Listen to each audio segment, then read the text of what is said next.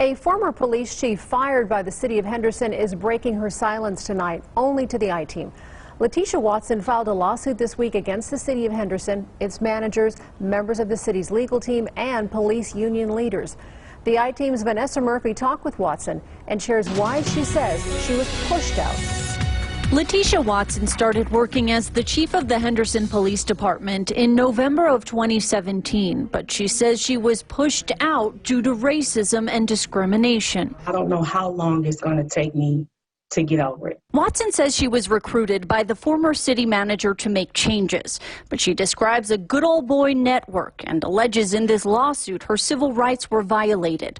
Attorney Mark Cook represents Watson. If they don't have any consequences for what they did to her, why won't they do it to the next person? Watson says she made changes at the department, including adding an administrative investigation into officer-involved shootings and establishing use of force as a last resort. She says she noticed some officers were held accountable while others were not. And when an unnamed officer who was arrested for domestic violence revealed this had happened before, she was surprised it wasn't in his file. She says she didn't give him his job back. The current administration is afraid of the union because the union plays this passive-aggressive behavior. While union leaders accused Watson of union busting and filed a complaint with the Employee Management Relations Board, she says what followed was retaliation. The lawsuit alleges officers posted on this racist website. While the I-Team did find 2 posts about Watson, we cannot confirm who posted them. And the City of Henderson says it investigated Watson's allegation and found no proof that officers made the posts. The lawsuit also alleges one union leader was overheard stating, "I want this black expletive out," and that the assistant city manager warned Watson there was an effort to target her family. Several complaints were filed against the chief. After several investigations by an outside firm, according to the City of Henderson, the recommendation was that the city should consider firing Watson, which happened in April of 2019.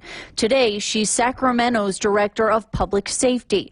Her replacement as chief is a man she had brought on who is black. You can't separate the gender from the race. Being a black woman is clearly a unique and separate entity from being a white woman or a black man. So the fact that they did this to a black woman, that woman does not allow them to recover from it by being nice to a black man that, by the way, she hired, she trained, and had the same level of complaints, so it really undermines that argument as well. Despite what Watson says unfolded, her passion for police leadership hasn't wavered. Regardless of how difficult it is for women, how unfair it is, how much systematic racism it is, even wearing the same uniform, how they treat you just because your skin is darker or you are not a man. I love it. I reached out to the City of Henderson. A spokeswoman says the city already addressed Watson's claims in a 455-page report after she filed a complaint with the Nevada Equal Rights Commission. The city claims Watson created a toxic work environment, dictator-style leadership, and was unprofessional. Vanessa Murphy, 8 News Now. Now, we do have the document that the City of Henderson sent in response to Watson's claims on our website.